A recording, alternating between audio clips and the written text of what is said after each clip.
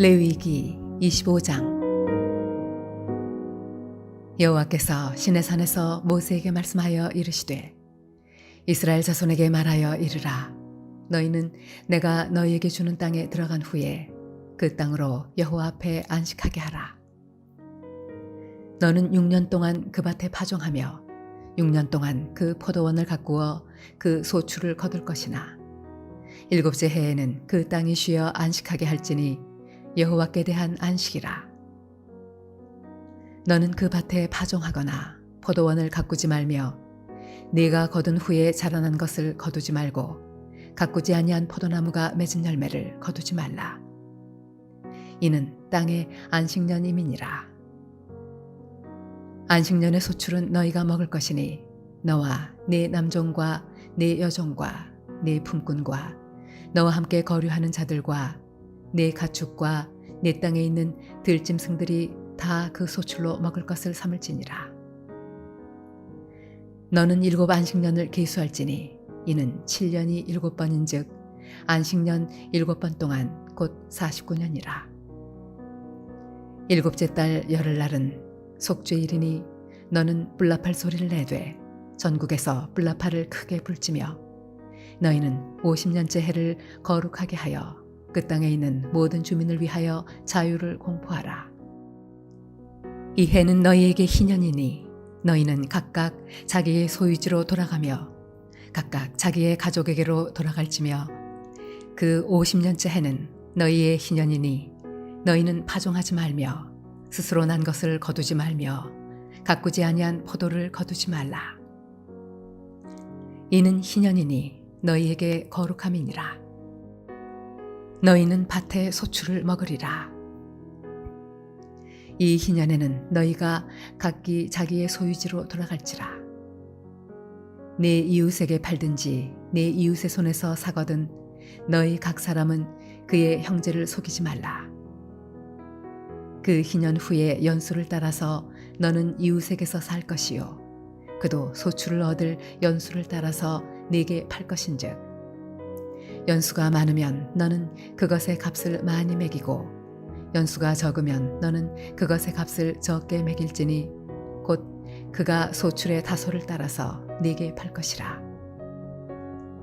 너희 각 사람은 자기 이웃을 속이지 말고 네 하나님을 경외하라. 나는 너희의 하나님 여호와이니라. 너희는 내 규례를 행하며 내 법도를 지켜 행하라. 그리하면 너희가 그 땅에 안전하게 거주할 것이라. 땅은 그것의 열매를 내리니 너희가 배불리 먹고 거기 안전하게 거주하리라.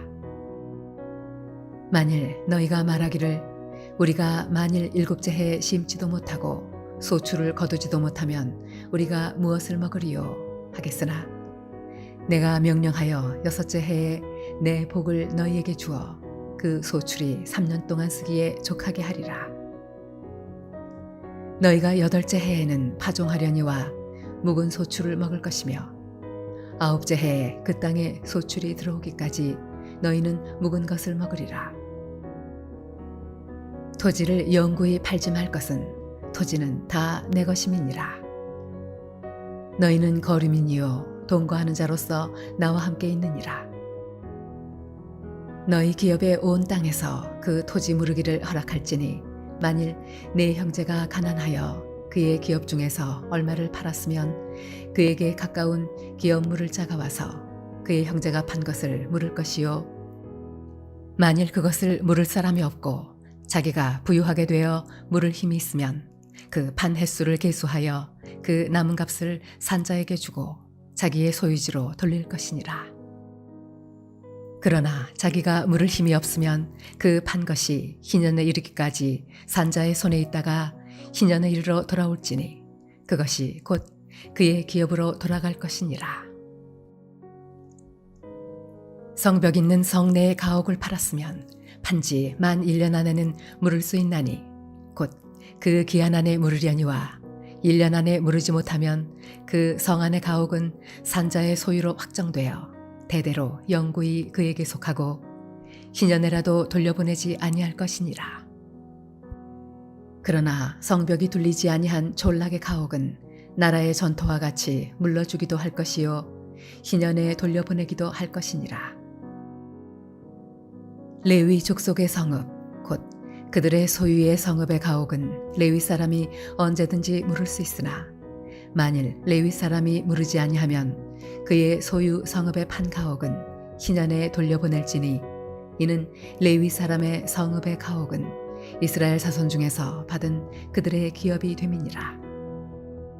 그러나 그들의 성읍 주위에 있는 들판은 그들의 영원한 소유지이니 팔지 못할지니라. 네 형제가 가난하게 되어 빈손으로 내 곁에 있거든 너는 그를 도와 거류민이나 동거인처럼 너와 함께 생활하게 하되 너는 그에게 이자를 받지 말고 네 하나님을 경외하여 네 형제로 너와 함께 생활하게 할 것인즉 너는 그에게 이자를 위하여 돈을 구워주지 말고 이익을 위하여 네 양식을 구워주지 말라. 나는 너희의 하나님이 되며 또 가나안 땅을 너희에게 주려고 애굽 땅에서 너희를 인도하여 낸 너희의 하나님 여호와이니라. 너와 함께 있는 네 형제가 가난하게 되어 네게 몸이 팔리거든 너는 그를 종으로 부리지 말고 품꾼이나 동거인과 같이 함께 있게 하여 희년까지 너를 섬기게 하라. 그때에는 그와 그의 자녀가 함께 네게서 떠나 그의 가족과 그의 조상의 기업으로 돌아가게 하라. 그들은 내가 애굽 땅에서 인도하여 낸 내 종들이니 종으로 팔지 말 것이라. 너는 그를 엄하게 부르지 말고 네 하나님을 경외하라. 네 종은 남녀를 막론하고 네 사방 이방인 중에서 취할지니 남녀 종은 이런 자 중에서 사올 것이며 또 너희 중에 거류하는 동거인들의 자녀 중에서도 너희가 사올 수 있고 또 그들이 너희와 함께 있어서 너희 땅에서 가정을 이룬 자들 중에서도 그리할 수 있은즉 그들이 너희의 소유가 될지니라. 너희는 그들을 너희 후손에게 기업으로 주어 소유가 되게 할 것이라. 이방인 중에서는 너희가 영원한 종을 삼으려니와 너희 동족 이스라엘 자손은 너희가 피차 엄하게 부리지 말지니라. 만일 너와 함께 있는 거류민이나 동거인은 부유하게 되고 그와 함께 있는 네 형제는 가난하게 되므로 그가 너와 함께 있는 거류민이나 동거인 또는 거류민의 가족의 후손에게 팔리면 그가 팔린 후에 그에게는 속량받을 권리가 있나니 그의 형제 중 하나가 그를 속량하거나 또는 그의 삼촌이나 그의 삼촌의 아들이 그를 속량하거나 그의 가족 중 그의 살부치 중에서 그를 속량할 것이요.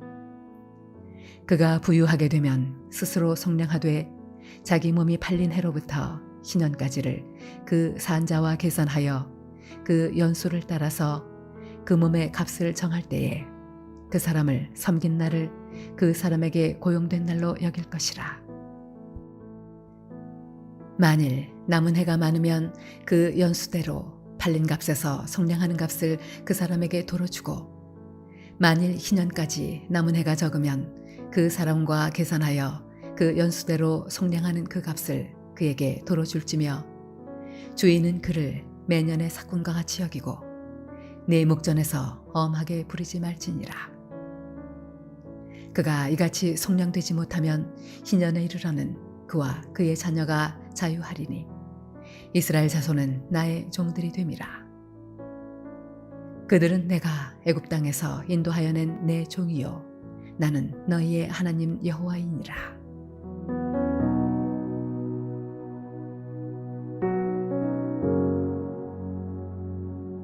주 안에 사랑하는 성도님들, 오늘 함께 레위기 25장 8절부터 22절까지의 말씀을 함께 나누도록 하겠습니다. 특별히 오늘 본문은 희년에 대해서 말씀을 해주고 있는데요.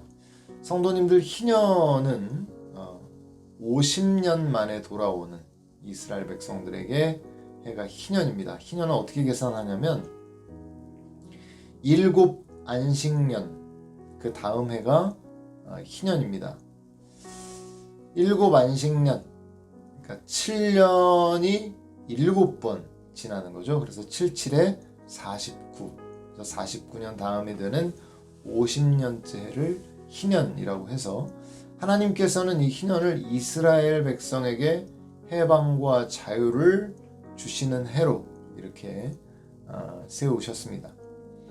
희년의 모든 이스라엘 백성들은 자기의 조상에게 분배된 땅으로 돌아가게 됩니다. 경제적인 어려움으로 인해서 고용 계약을 맺은 경우라 해도 희년이 되면 그 계약에서 해방이 되어서 자기 집으로 돌아갈 수 있습니다. 이와 같이 희년 제도는 이스라엘 공동체를 원래의 상태로 회복시켜서 농경사회에서 각 가정이 자기에게 필요한 것을 스스로 일해서 얻게 하려는 것입니다. 그래서 이 희년 때 원래 경제적인 이유 때문에 땅의 어떤 소유권을 잠시 넘겨준 이런 상황 가운데라도 희년이 되면 결국 자신의 그 부여받은 그 기업을 다시 회복받게 됩니다. 그러니까 이스라엘 안에서 토지는 매매되는 개념이 아니고 이스라엘 안에서 토지는 임대하는 개념이라고 볼 수 있습니다. 경제적으로 정말 어려운 사람이 나의 토지에 대한 임대권을 주어서 얼마간 사용할 수 있도록 하는 것이죠. 그렇게 계약을 맺는 것입니다. 그러나 희년이 되면 결국에는 다시 원상복구가 되는 그런 시스템인 겁니다. 그렇게 보자면 아마 이런 질문을 하실 수가 있는데요. 아니 그러면 이스라엘의 모든 소유는 다 그냥 동등하게 분배되는 상태로 계속 가야 되는 걸 의미하는 것이냐, 어떤 개인의 소유는 허락되지 않는 것이냐 이렇게 물을 수 있을 텐데요. 그렇지만은 않습니다. 왜냐하면 이 희년 때 가축이나 금정 같은 소유물들은 재분배되지 않습니다. 그러니까 땅, 토지 이런 것들을 지금 희년에 다시 원래 상태로 회복시키는 이유가 어디 있을까요? 한번 유추를 한번 해보시겠어요? 계속해서 가난한 사람들은 소작농으로 전락하게 되고 또 그리고 좀 더 이런 재리의 이런 부분에 빠른 사람들은 더 많은 땅들을 소유하게 되는 이런 쏠림 현상을 하나님께서 막으셔서 결국 가난한 자들이 경작할 토지를 잃어버림으로 완전히 사회적으로 약자로 그렇게 살아가는 것을 원치 않는 것입니다. 그래서 하나님께서는 이렇게 희년에 이런 회복의 때를 허락해 주시는 거죠. 희년에 관련된 금지사항은 안식년의 경우와 같은데요. 희년이 오면 2해 동안, 그러니까 49번째 해와 50번째 해에 땅에 씨를 뿌려서는 안 됩니다. 이 규례는 아까 말씀드린 것과 같이 사람들이 광대한 토지를 소유하는 것을 금지하는 것입니다. 이스라엘 백성들 가운데 일부가 광대한 토지를 소유하면 말씀드린 대로 그 많은 사람들이 결국 소작농의 신분으로 살아가야 되기 때문에 하나님께서 그거를 막으시는 거죠. 13절부터는 소유지를 팔고 살 때 기준에 대해서 말씀을 해주고 있는데, 그러니까 이스라엘 백성들에게 있어서의 그 소유지를 팔고 산다 이 개념은 아까도 말씀드린 것처럼 우리나라의 매매의 개념이 아닙니다. 희년을 기준으로 몇 년이 남았느냐에 따라 임대료가 달라집니다. 왜냐하면 제가 아까 말씀드린 대로 희년이 되면 모든 게 리셋되기 때문에 가령 내년이 희년인데 내가 그 땅을 잠깐 쓰겠다라고 할 땐 임대료가 높지 않겠죠. 그죠? 1년 정도밖에 못 쓰는 거니까요. 근데 희년이 작년이었고 내가 그 다음 해에 땅을 빌리겠다고 할 때는 임대료가 꽤 높을 겁니다. 왜냐하면 다음 2년까지 꽤 시간이 많이 남기 때문에. 그래서 그런 형태로 보시면 되겠습니다. 그리고 14절과 17절에 보면 너희 각 사람이 자기 이웃을 속이지 말라 이런 언급이 나오는데, 이것은 가난한 처지에 있는 사람들을 경제적인 측면에서 압박하지 말라는 관용적 표현입니다. 그러니까 토지 매매와 관련해서 이스라엘 백성들 사이에 착취행위가 있어서는 안 된다. 이거에 대해서 말씀해주고 있는 거죠. 그리고 18절부터 22절까지는 하나님의 율법을 지킬 것을 권면하면서 너희가 율법을 잘 지키면 하나님께서 복을 다양하고 풍성하게 베풀어 주실 것이다. 이렇게 말씀하고 있습니다. 이 복 가운데는 이스라엘 백성이 물려받은 땅이 외부의 위협으로부터 안전하게 보살핌을 받을 것이라는 내용도 포함되어 있습니다. 또한 안식년과 같이 땅이 쉬어야 하는 해에 해당하는 분량을 보충해 주시라고 하나님은 농사를 짓는 해는 곡식을 풍부하게 부어주실 것에 대해서도 약속을 해주고 계십니다. 성도님들 이런 내용들을 쭉 들으시면서 어떤 생각이 좀 드셨습니까? 하나님께서는 이스라엘 내의 가난한 자, 사회적 약자들을 보호하려 하신다라는 것을 우리가 알 수 있습니다. 그래서 오늘날도 우리가 희년의 개념을 생각해 볼 때 어떤 소수가 많은 토지를 어떤 탐욕에 의해서 더 많이 갖고 더 많이 취하려고 하는 그러한 것들, 결과적으로 이 땅의 가난한 자들은 더 가난해지고 못 사는 자들은 더 못 사는 이러한 구조 자체를 하나님께서 기뻐하시지 않는다는 걸 알 수 있습니다.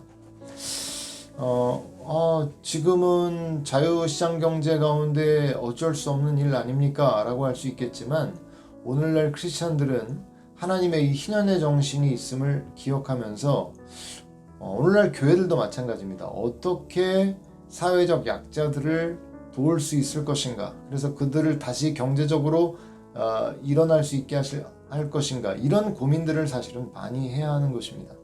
왜냐하면 하나님께서 그런 일들을 기뻐하시기 때문입니다.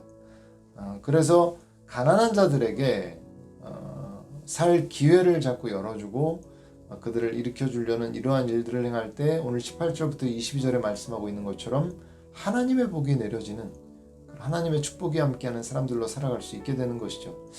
우리가 이 땅을 살아가는 가운데 희년의 정신을 행할 수 있는 것들이 무엇이 있을까 잘 생각을 해봐야 됩니다. 오늘 내가 내 자리에서 내 주변의 가난한 자들을 위해서 베풀 수 있는 희년의 정신들은 무엇이 있을까? 우리 오늘 사회적 약자들에게 어떻게 손을 내밀어 그들을 도울 수 있을까? 이러한 고민들을 우리가 하며 나아갈 때 오늘도 여전히 하나님을 기쁘시게 해드리는 삶의 자리에 설 수 있게 된다는 것이죠. 주 안에 사랑하는 성도님들, 이러한 삶, 하나님께서 기뻐하시는 희년의 정신을 오늘도 살아가시는 그러한 정신으로 오늘을 살아가서 하나님의 축복이 가득한 삶을 살아가실 수 있는 저와 여러분들이 되실 수 있기를 주님의 이름으로 축원드립니다. 기도하시겠습니다. 하나님 아버지 감사를 드립니다. 오늘도 여전히 하나님께서는 희년의 정신으로 우리가 살아가기를 원하고 계신 줄로 믿습니다. 사회적 약자가 누가 있는지, 내가 도울 수 있는 방법은 없는지 적극적으로 찾아보고 도울 수 있는, 그래서 하나님의 축복이 늘 함께하는 그러한 삶을 살아갈 수 있는 우리 모두가 될 수 있도록 인도하여 주시옵소서. 감사와 모든 영광을 전하님께 올려드리며 살아계신 예수님의 이름으로 기도드렸사옵나이다.